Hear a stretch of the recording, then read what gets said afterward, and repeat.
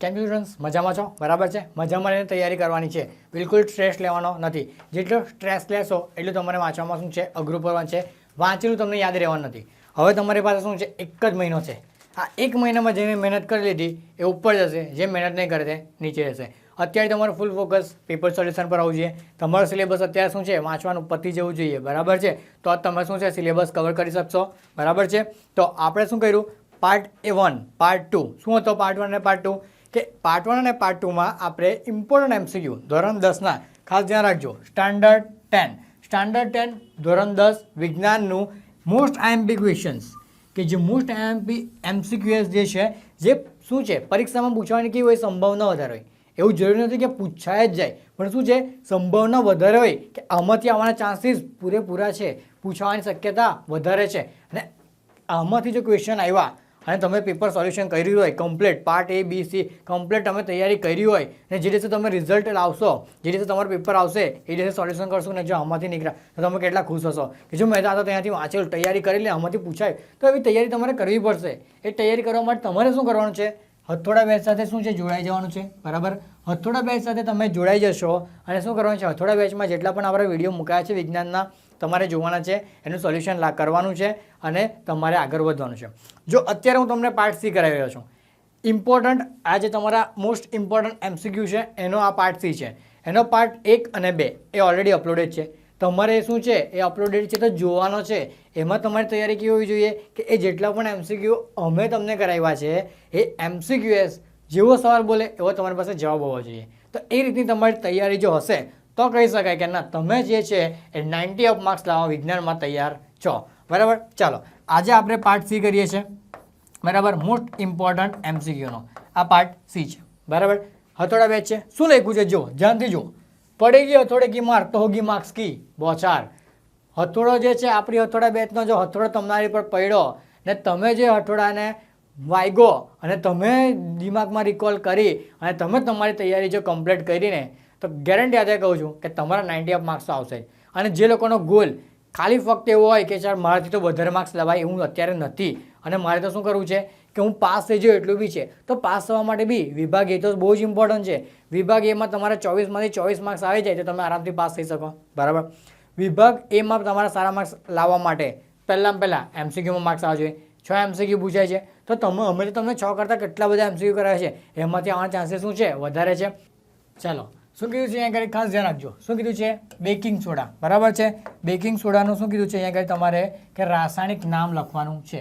હવે જ્યારે તમે રાસાયણિક નામ લખો, બરાબર, બેકિંગ સોડાનું રાસાયણિક નામ લખો ત્યારે તમારી પાસે શું આવવું જોઈએ, એનું સૂત્ર યાદ રહેવું જોઈએ.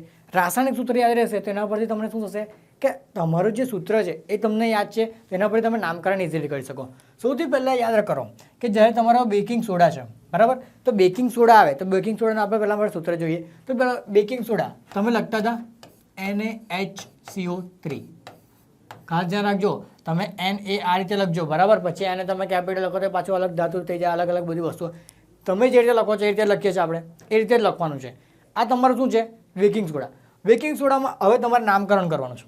નામકરણ કરો, પહેલી ધાતુ જુઓ શું છે, સોડિયમ. તો ભાઈ સોડિયમ છે તો સોડિયમવાળા કેટલા છે, 2 છે. આનામાં સોડિયમ છે, આનામાં સોડિયમ છે. તો અહીંયા ગાડી શું આવશે, કેલ્શિયમ આવશે. બરાબર.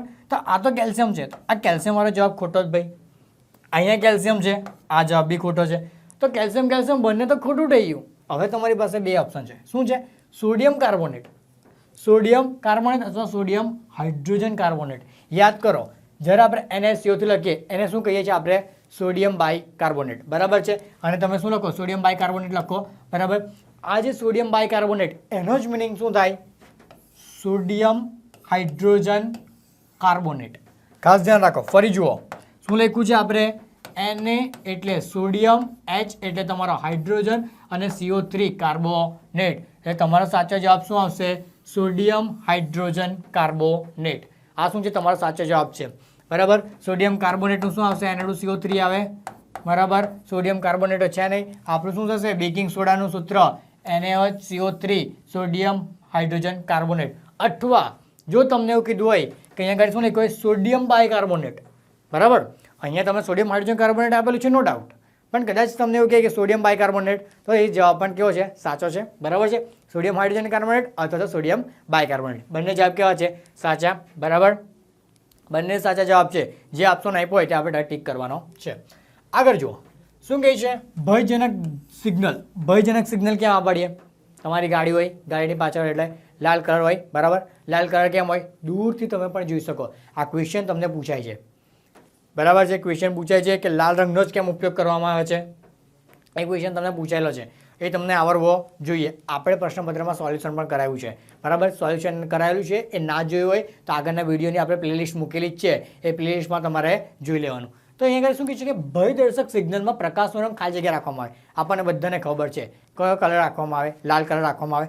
પણ મને એમ કહો કે લાલ કલર રાખવામાં આવે તો કેમ રાખવામાં આવે? એ તમારી થિયરી છે. બરાબર, એ તમારે જોવાની છે.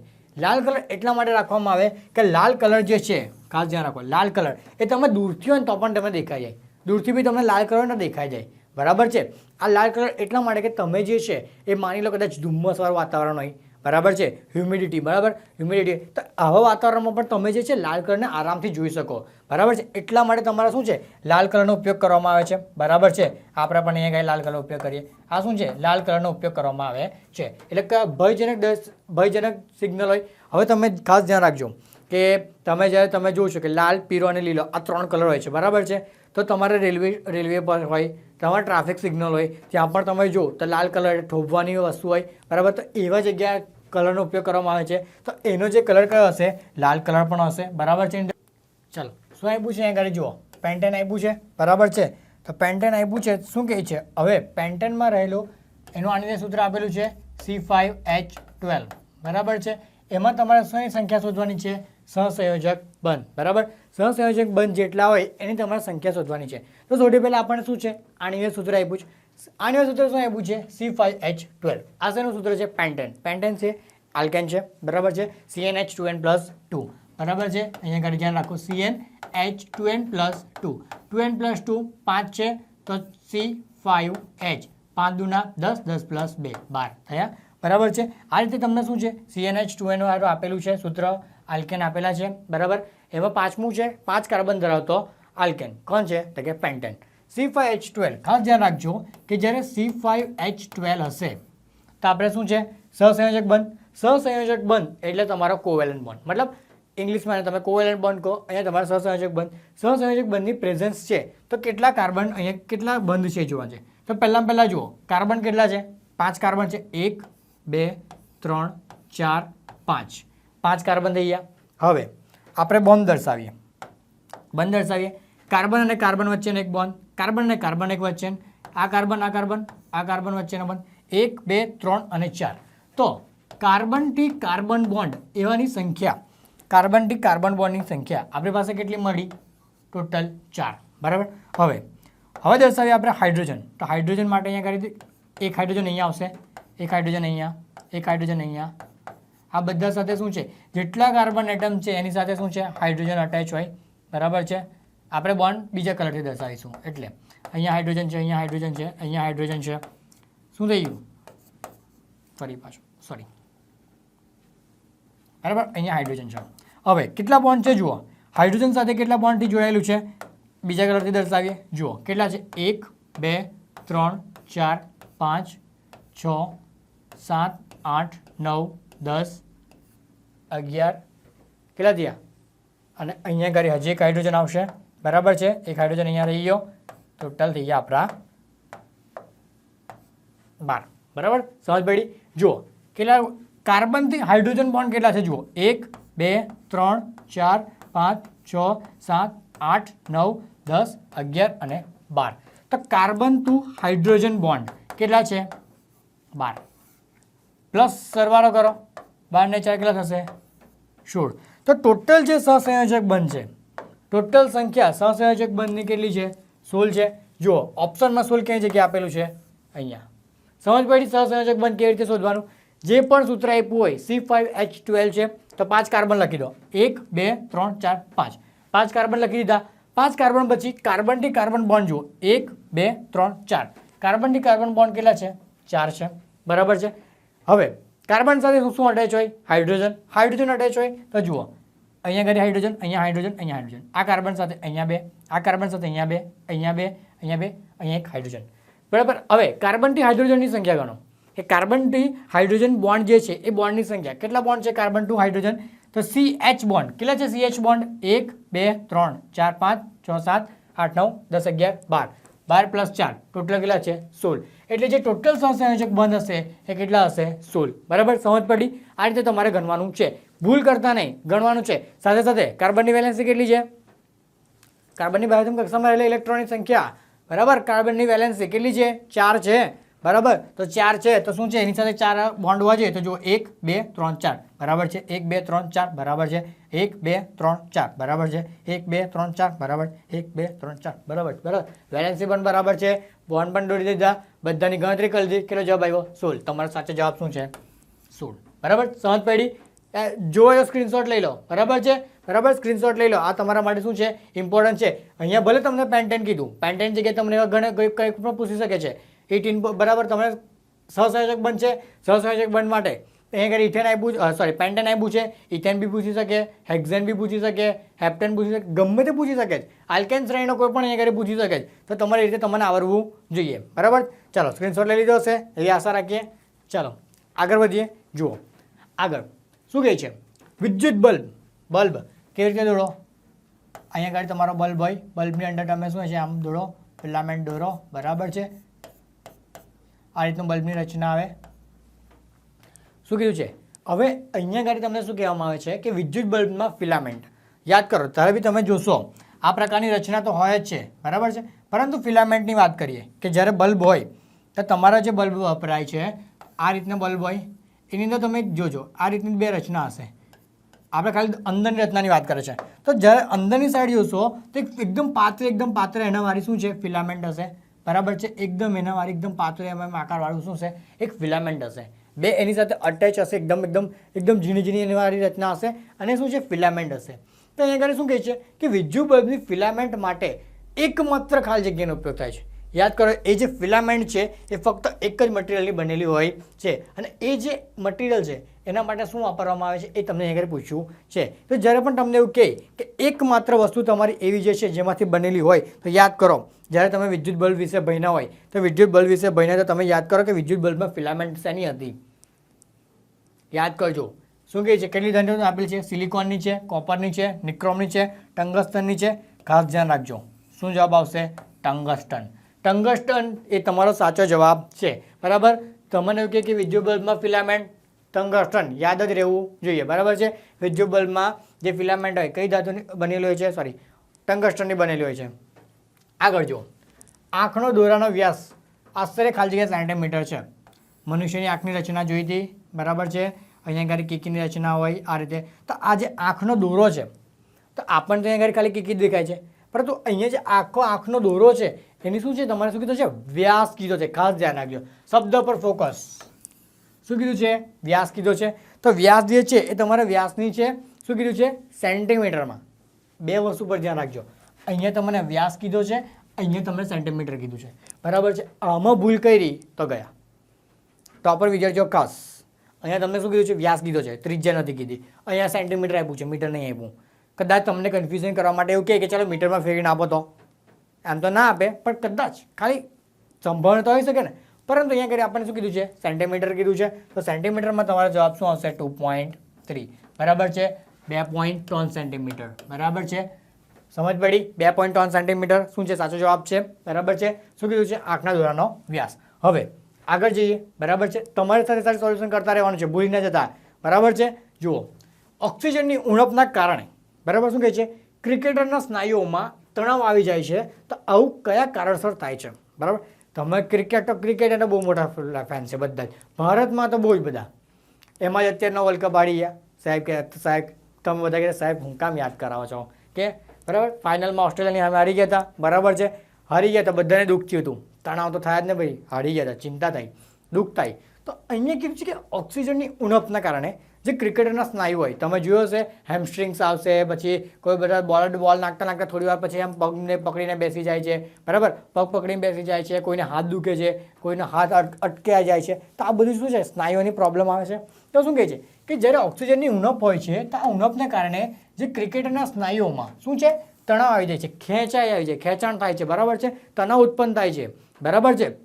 એ જે હેમસ્ટ્રિંગ્સ ને બધું થાય છે એનું કારણ શું છે, બરાબર, એનું શું છે આપણે કારણ જાણવું છે.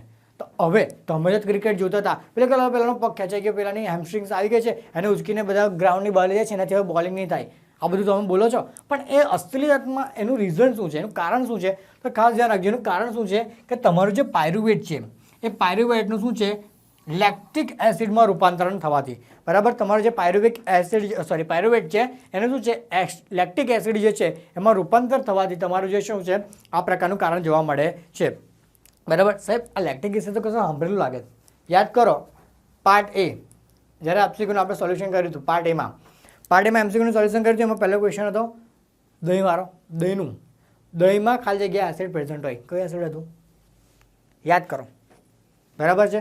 આ બધી વસ્તુ કરાવેલી છે. અહીંયા તમારે શું જવાબ આવશે કે પાયરુવેટનું લેક્ટિક એસિડમાં રૂપાંતર થવાથી શું છે હેમસ્ટ્રિંગ્સ ને બધું આવી શકે છે, જે બોલિંગ કરે છે અથવા તો જે બેટિંગ કરે છે એમાં સ્નાયુઓના શું છે ખેંચાણ આવે છે ક્રિકેટરોના, એના લીધે થાય, એનું કારણ છે. હવે શું કીધું છે અહીંયા કરી જુઓ, 5 અવરોધ ધરાવતા અવરોધક તારના એક સરખા 5 ટુકડા કરવાના છે. એ 5 ટુકડા કરી એને શું છે સમાંતર જોડવાના છે. આ સમાંતર જોડ્યા પછી એનો તમારે શું શોધવાનો છે સમતુલ્ય અવરોધ શોધવાનો છે. હવે ખાસ ધ્યાન રાખજો, આપણે આગળ જઈએ, અહીંયા ઓકે શું કહે છે જુઓ, 5 અવરોધ આપ્યો છે, 5 અવરોધ આપ્યો હોય તો અહીંયા ઘરે મારી પાસે 5 અવરોધ છે. હવે અહીંયા ઘરે તમારે શું કરવાનું છે કે તમારે શોધવાનો છે સમતુલ્ય અવરોધ. ખાસ ધ્યાન રાખજો, જ્યારે તમે સમતુલ્ય અવરોધ શોધવાનો હોય તો સમતુલ્ય અવરોધ શોધવાના આપણી પાસે 2 સૂત્ર છે. માની લો કે જોડાણ શ્રેણીમાં હોય, તમે આ રીતે જોડતા હતા, શ્રેણીમાં હોય તો શું કરતા હતા તમે ડાયરેક્ટ આર હોય તો તમે શું કરતા હતા R1 + R2 કરતા હતા, શું કરતા હતા સરવાળો કરતા હતા. માની લો તમારું જોડાણ શ્રેણીમાં હોય,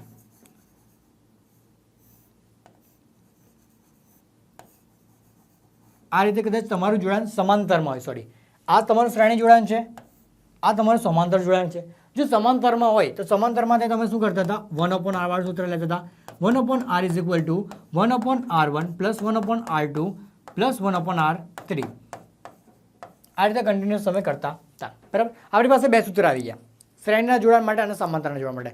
શું શોધવાનું છે સમતુલ્ય અવરોધ. હવે અહીંયા શું કહે છે કે 5 ઓહ્મ અવરોધ ધરાવતો એક તાર આપ્યો છે જેને આપણે એક સરખા 5 ટુકડા કરવાના છે. કેટલા ટુકડા કરવાના? 5. 1 2 3 4 ને 5. 5 ટુકડા કરવાના છે. હવે આપણે જ્યારે 5 ટુકડા કરીએ છીએ, બરાબર છે, માની લો આપણે 5 ટુકડા કરીએ છીએ અને 5 ટુકડા કર્યા પછી શું કરવાનું છે તમારે કે આ 5 ટુકડા કર્યા, ચાલો ડાયરેક્ટ સમજાવી દઈએ.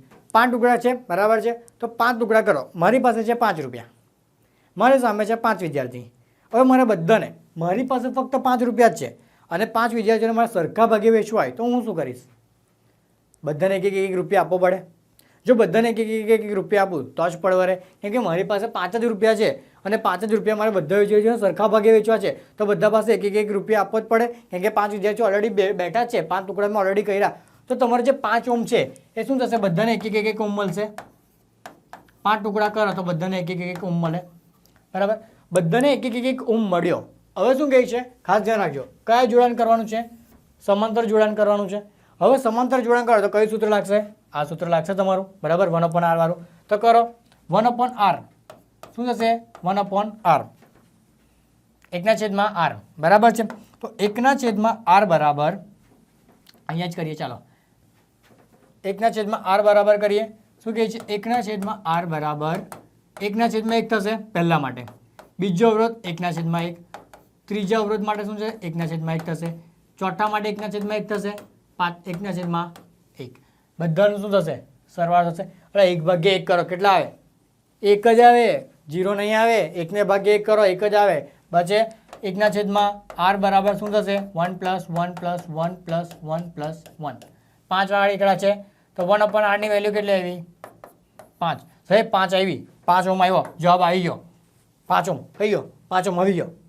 નથી આવ્યો 5 ઓહ્મ કેવો છે તમારો જવાબ ખોટો શું કીધું છે તમને સમતુલ્ય અવરોધ એટલે શું શોધવાનો છે આ તમારો R શોધવાનો છે બરાબર તમારે શોધવાનો છે સમતુલ્ય અવરોધ શું શોધવાનો છે આ R શોધવાનો છે શું છે 1/R છે એને શું છે ઉલટું કરવું પડશે તો 1/R બરાબર શું થશે સોરી 1/R તો છે જ તમારે શું છે ઊંડું કરવાનું છે તો R બરાબર શું વેલ્યુ આવશે 1/5 થશે 1/5 ઓહ્મ આવશે તો તમારો જવાબ શું છે સાચો 1/5 થશે આમાં ભૂલ કરતા નહીં શ્રેણી અને સમાંતર જોડાણમાં કયું સૂત્ર વાપરવું તે 5 ઓહ્મ હતા તો 5 સરખા ભાગલા કરી દીધા 5 સમાંતર જોડાણમાં જે 1/1 સૂત્ર આવ્યું 1/1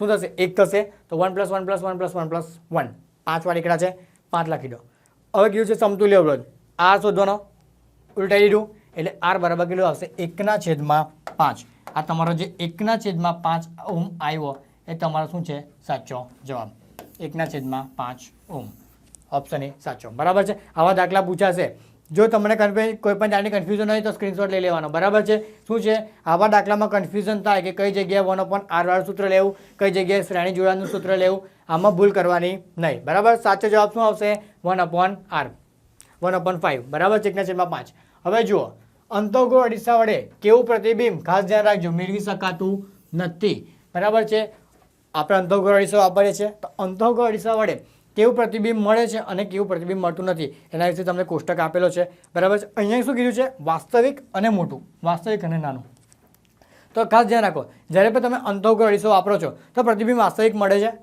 તો કે હા વાસ્તવિક તો મળે છે તો બંને વખતે વાસ્તવિક કેવું આવે છે મળે છે તો બંને વખતે મળે છે હવે શું કીધું છે આભાસી અને નાનું અને આભાસી અને મોટું તો યાદ કરો આપણે આગળનો ક્વેશ્ચન જો એમાં આભાસી અને મોટું પ્રતિબિંબ મળ્યું હતું આપણને વસ્તુ કરતાં મોટું પ્રતિબિંબ મળ્યું હતું એવું એક MCQ આપણે આગળ જોઈ ગયા તો હા આભાસી અને મોટું બંને મળી શકે તો આભાસી અને મોટું મળી શકે તો તમારો જવાબ શું આવશે આભાસી અને નાનું આ પ્રતિબિંબ આપણે મેળવી શકતા નથી બરાબર છે આભાસી અને નાનું આ જવાબ કેવો છે અહીંયા ગાડી સાચો કેમ તો કે એવું પ્રતિબિંબ આપણે મેળવી શકતા નથી એટલે આભાસી અને નાનું પ્રતિબિંબ આપણે અંતઃગોળ અરીસાની મદદથી મેળવી શકતા નથી બરાબર છે ચાલો આગળ જઈએ આગળ જુઓ શું કહે છે લઘુદ્રષ્ટિની ખામી તમારે જોયું છે ચોપડીમાં આપણે ભણ્યા છે કે લઘુદ્રષ્ટિની ખામી ગુરુદ્રષ્ટિની ખામી એને નિવારણ કરવા માટે કયા પ્રકારનું લેન્સ વાપરીએ છીએ અંતઃગોળ લેન્સ બહિર્ગોળ લેન્સ આ જે વસ્તુઓ છે ભણ્યા હતા ના ભણ્યા તો આપણે સોલ્યુશનમાં પણ આપણે જ્યારે પ્રશ્નપત્રનું સોલ્યુશન કરતા હતા ત્યારે પણ આપણે સોલ્યુશન કરાવેલું છે એ પ્રમાણે તમારે શું છે તૈયારી કરવાની છે બરાબર છે અહીંયા તમને શું કહે છે કે લઘુદ્રષ્ટિની ખામી ધરાવતી જે કોઈ પણ વ્યક્તિ છે એના આંખમાં શું છે પ્રતિબિંબ ક્યાં રચાય છે તમારે જોવાનું છે તો ભાઈ વ્યક્તિની આંખમાં પ્રતિબિંબ ક્યાં રચાય છે તો અહીંયા પહેલું જો નેત્રપટલ પર એટલે ભાઈ જો નેત્રપટલ પર જ પ્રતિબિંબ મળતું હોય તો કોઈ પણ પ્રકારની ખામી હોય ક્યાં તો લઘુદ્રષ્ટિની ખામી હોય ક્યાં તો ગુરુદ્રષ્ટિની ખામી હોય તો ક્યાં તો નેત્રપટલની આગળ હોય ક્યાં તો નેત્રપટલની પાછળ હોય જો નેત્રપટલ જ પર પડતું હોય તો ભાઈ તમારી આંખો એકદમ તંદુરસ્ત છે તો એ પ્રકારની કોઈ પણ પ્રકારની ખામી હોય જ નહીં એટલે નેત્રપટલ પર તો આવે જ નહીં એટલે ભાઈ કીકી પર તો પ્રકાશના કિરણો આપાત થાય તો કીકી તો આવે જ નહીં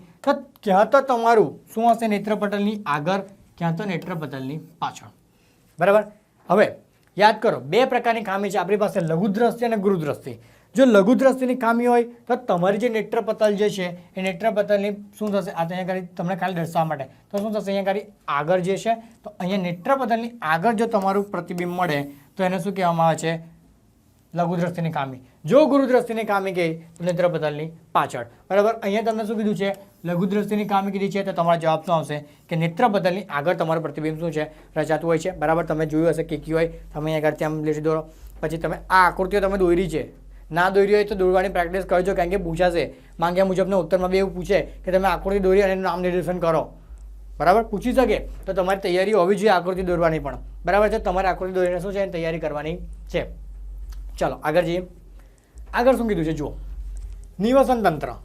નિવસન તંત્રના કયા પોષક સ્તરે સૌથી વધારે ઉર્જા પ્રાપ્ત થાય છે ઉર્જા સ્તર બન્યા હતા બરાબર છે ત્રિકોણ બનાવ્યો હતો આમ ત્રિકોણ બનાવ્યો હતો બરાબર એ ત્રિકોણમાં શું કહે છે કે સૌથી વધારે ઉર્જા ક્યાં હોય તો યાદ કરો કે જે તમારું નિવસન તંત્ર છે એમાં જે સૌથી વધારે ઉર્જા ધરાવતો ભાગ કયો છે તમારો ઉત્પાદકો બરાબર છે ઉત્પાદકો એ તમારો કેવો છે સાચો જવાબ આવશે બરાબર છે નિવસન તંત્રના કયા પોષક સ્તરે સૌથી વધારે ઉર્જા હોય તો શું આવશે તમારો જવાબ ઉત્પાદકો તમારો શું છે સાચો જવાબ છે બરાબર છે ભૂલ કરતા નહીં, બરાબર છે. કઈ જગ્યાએ ઓછી ઉર્જા છે, કોઈ જગ્યાએ વધારે ઉર્જા છે, કઈ જગ્યાએ વધારે ઉર્જા છે, એ બધામાં ભૂલ કરવાની નહીં.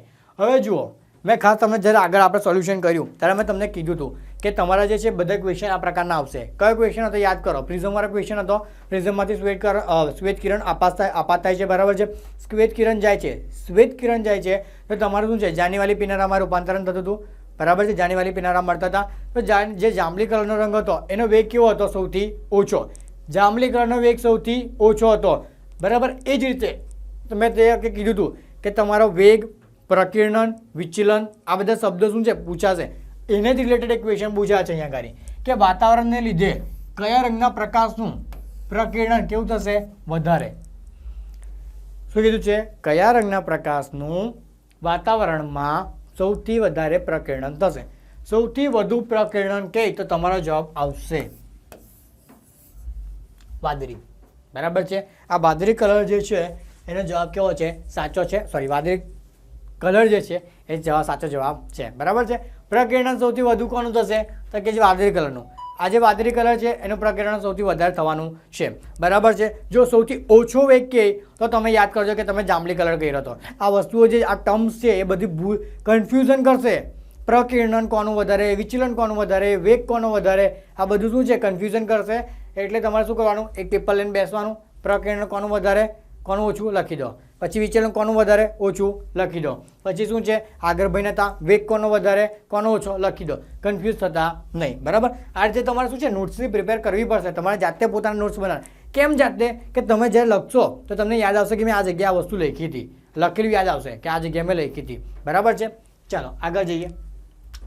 નીચેનામાંથી કયો બેક્ટેરિયાજન્ય રોગ છે? યાદ કરો, જ્યારે આપણે બે ભાઈને હતા પ્રશ્નપત્રનું સોલ્યુશન કર્યું હતું, પ્રશ્નપત્રનું સોલ્યુશન કર્યું ત્યારે આપણે બે વિભાજિત કર્યા હતા, બેક્ટેરિયાજન્ય રોગોને અને પેલા બીજા આપણે બે રોગ હતા, બરાબર છે. એને આપણે શું કહે છે? બેક્ટેરિયાજન્ય અને વાયરસજન્ય. બે રોગોમાં શું છે એનું વર્ગીકૃત કર્યા હતા. તો બેક્ટેરિયાજન્ય કયા અને વાયરસજન્ય કયા, એ રીતે આપણે શું છે વર્ગીકરણ કર્યું હતું. હવે અહીંયા તમને શું ક્વેશ્ચન પૂછ્યો છે કે બેક્ટેરિયાજન્ય રોગ નીચેનામાંથી કયો છે? એનો મતલબ કે અહીંયા આગળ એક ઓપ્શન એ છે કે જે તમારો બેક્ટેરિયાજન્ય છે. એ જુઓ, પહેલાં શું કીધું છે? મસા. તો કે ના, આ તો બેક્ટેરિયાજન્ય રોગ છે જ નહીં. એડ્સ, તો એડ્સ તમારો એડ્સ જે છે, બરાબર. તો કે ના, આ તો બેક્ટેરિયા દ્વારા ફેલાતો નથી. તો આ શું છે? બેક્ટેરિયાજન્ય રોગ તો નથી. મલેરિયા, તો કે ના, મલેરિયા તો કે નથી. સિફિલિસ, બરાબર છે. સિફિલિસ છે એ શું છે? તમારો સાચો જવાબ છે. આ જે સિફિલિસ છે એ શું છે? બેક્ટેરિયાજન્ય રોગ છે, બરાબર છે. બેક્ટેરિયાજન્ય રોગનું એક્ઝામ્પલ છે, બરાબર છે. આની જગ્યાએ તમને ઊંધું પણ પૂછી શકે, બીજા એક્ઝામ્પલ આપી અને આમાંથી તમારો જવાબ આવે એવું બનાવી શકે. હા, બનાવી શકે. તો તમારે એ રીતે પણ તૈયારી કરવાની છે. તમે બે રીતે વર્ગીકૃત કરેલા, એ બંને જે વર્ગીકૃત કરેલા એમાં જેટલા પણ રોગો આપ્યા છે એ અને એ કયા જન્ય રોગો છે એ તમારે યાદ રાખવાનું છે. થિયરી ભૂલવાની નહીં. થિયરી ભૂલી ગયા તો ગયા, બરાબર. ચાલો, શું કીધું છે? આ ફરી પાછો ક્વેશ્ચન આવ્યો, બરાબર છે. યાદ કરો, આ ક્વેશ્ચન આપણે આગળ કરી ગયા છે, બારડેમાં કરી ગયા હતા. શું કીધું હતું કે ક્લોરીન Cl, બરાબર. સંતૃપ્ત હાઇડ્રોકાર્બન. સંતૃપ્ત હાઇડ્રોકાર્બન કોને કહેવાય? કે જે એની પાસે કેવા બંધો હોય? એકલ બંધો. જે એકલ બંધો હોય એને સંતૃપ્ત હાઇડ્રોકાર્બન કહેવાય. અસંતૃપ્ત હાઇડ્રોકાર્બન કોને કહેવામાં આવે? કે જેની પાસે ડબલ બોન્ડ, દ્વિબંધો અને ત્રિબંધો, બરાબર. બે એકલ બંધો, દ્વિબંધો, ત્રિબંધો, બરાબર છે.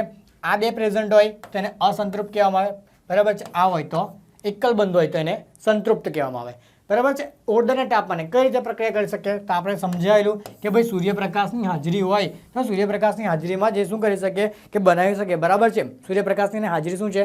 જરૂરી છે. સૂર્યપ્રકાશની હાજરીમાં એ પ્રક્રિયા કરી શકે છે, બરાબર છે. ચાલો આગળ જઈએ. આગળ જઈએ શું કહે છે ખાસ જણાવજો.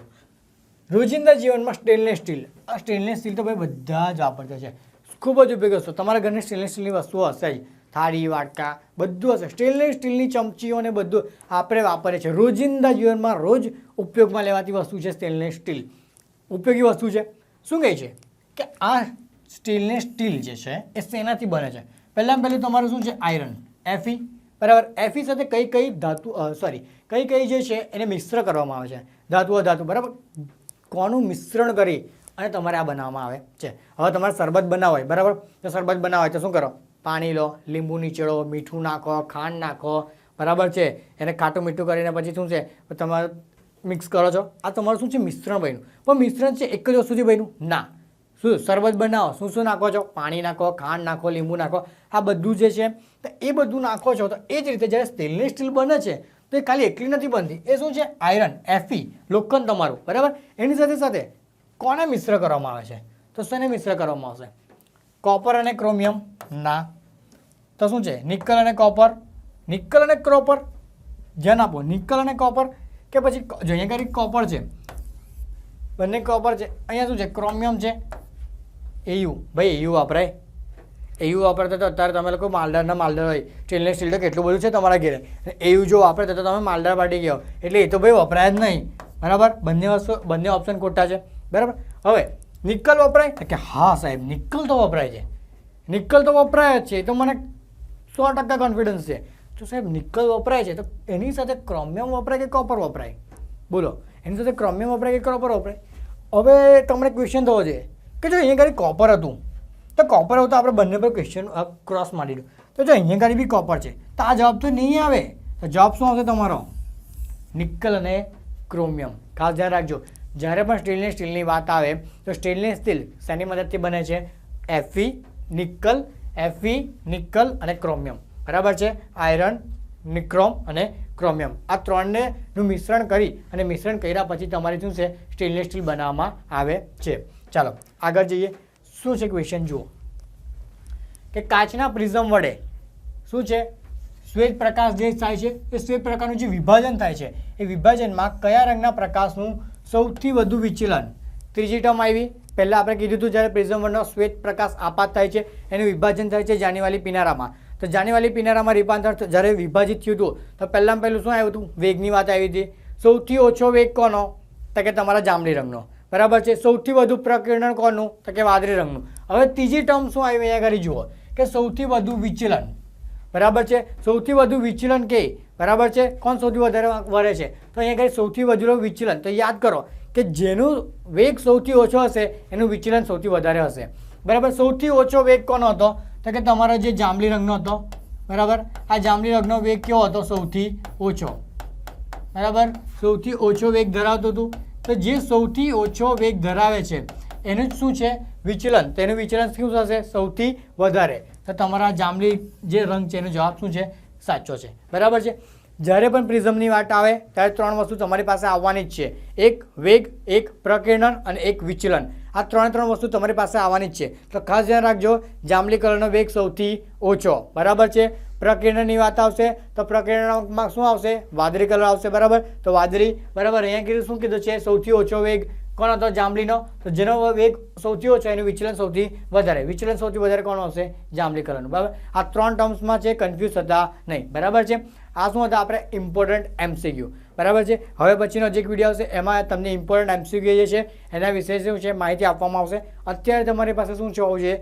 પાર્ટ A, પાર્ટ B અને પાર્ટ C. આ ત્રણ જે છે મોસ્ટ ઇમ્પોર્ટન્ટ MCQ માટેના એ શું છે સોલ્યુશન થઈ જવું જોઈએ અને તમારી પાસે શું છે કે તમને બધા આવડી જવા જોઈએ, બરાબર છે. તો હવે પછીના વિડીયોમાં ફરી પાછા મોસ્ટ ઇમ્પોર્ટન્ટ MCQ સાથે મળીશું. ચાલો મળીએ.